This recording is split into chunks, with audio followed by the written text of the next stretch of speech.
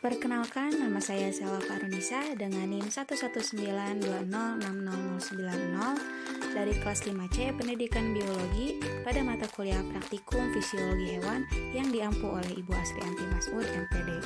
Nah, pada video kali ini saya akan melakukan praktikum metabolisme. Metabolisme adalah seluruh aktivitas reaksi kimia yang berlangsung di dalam sel hidup.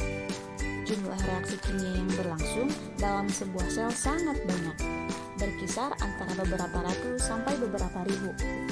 Setiap aktivitas organisme seperti makan, pengeluaran, pergerakan, dan penjalanan impuls saraf sangat bergantung pada berbagai reaksi kimia yang berlangsung dalam setiap sel tubuh.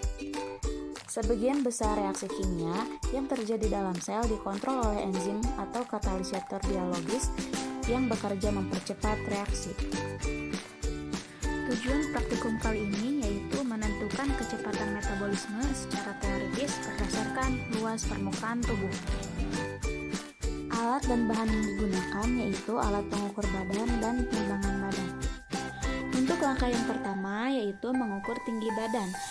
Gunakan meteran dan penggaris agar hasilnya lebih tepat dan jangan lupa hasilnya untuk dicatat.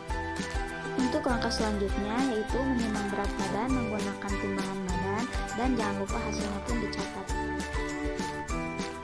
Untuk langkah selanjutnya yaitu mengukur luas permukaan tubuh dengan chart Du Bois. Cara pengukuran menggunakan chart Du Bois ini yaitu dengan menarik titik dari skala yang paling kanan yaitu tinggi badan ke skala yang paling kiri yaitu berat badan. Setelah dilakukan penarikan tersebut, maka didapatkan titik tengah yaitu hasil dari pengukuran luas permukaan tubuh menggunakan chart Du Bois.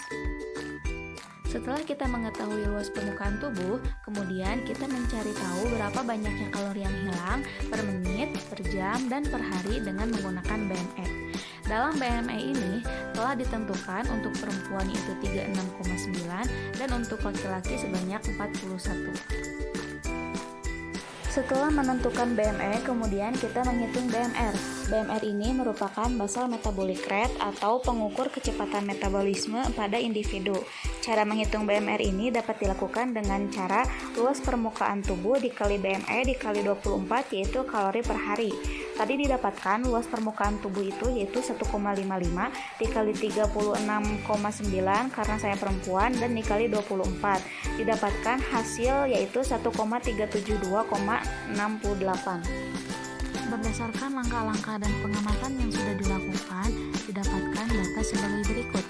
Nama Selva Farunisa, usia 20 tahun, jenis kelamin perempuan, tinggi badan 152 cm, berat badan 59,40, luas permukaan tubuh 1,55, BME 36,9 dan BMR 1,372,68. Metabolisme adalah proses pemecahan zat gizi di dalam tubuh untuk menghasilkan energi atau pembentukan struktur tubuh. Berdasarkan hasil praktikum, diketahui bahwa kecepatan metabolisme tubuh dapat dihitung dengan BMR. Untuk dapat menghitung BMR, maka kita mencari dulu luas permukaan tubuh dengan menggunakan pengukuran chart Du Bois untuk mendapatkan titik tengah dengan menarik garis dari tinggi badan ke berat badan. Setelah itu kita tentukan BME pada objek yang akan dihitung BMR-nya. Pertanyaan. Untuk pertanyaan pertama yaitu, mengapa berdasarkan pengukuran yang telah dilaksanakan terjadi perbedaan kecepatan metabolisme? Jawabannya yaitu, pertama karena faktor usia.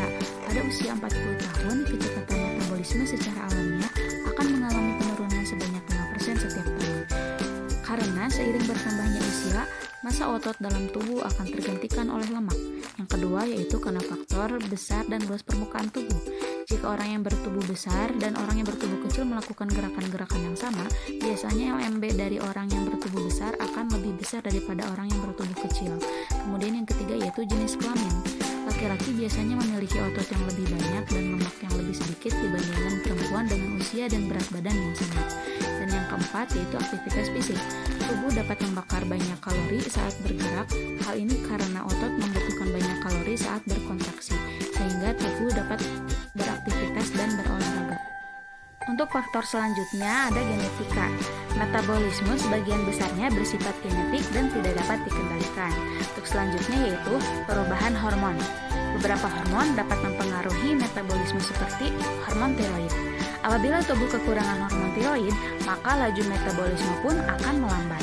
Untuk selanjutnya yaitu asupan cairan dan makanan yang dikonsumsi.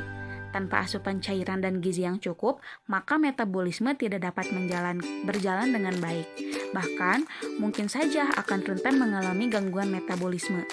Untuk faktor yang terakhir yaitu waktu tidur. Kekurangan tidur akan mengganggu penguraian gula sebagai sumber utama energi dalam proses metabolisme.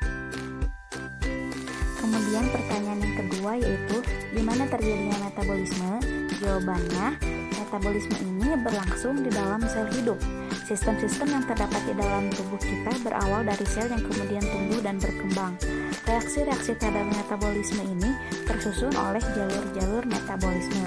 Kemudian, metabolisme menjalankan tugasnya, yaitu bertanggung jawab pada jalannya sistem-sistem dalam tubuh yang bergantung pada reaksi kimia di dalam sel agar berfungsi dengan baik. Nah, dapat kita simpulkan bahwa metabolisme adalah seluruh reaksi kimia di dalam tubuh makhluk hidup yang bertujuan untuk menghasilkan sel. Metabolisme ini berlangsung di dalam sel hidup. Secara teoretik, kecepatan metabolisme tubuh dapat dihitung menggunakan BMR atau basal metabolic rate. Kecepatan metabolisme pada individu dapat berbeda karena faktor usia, jenis kelamin, komposisi tubuh, asupan gizi, dan lain sebagainya.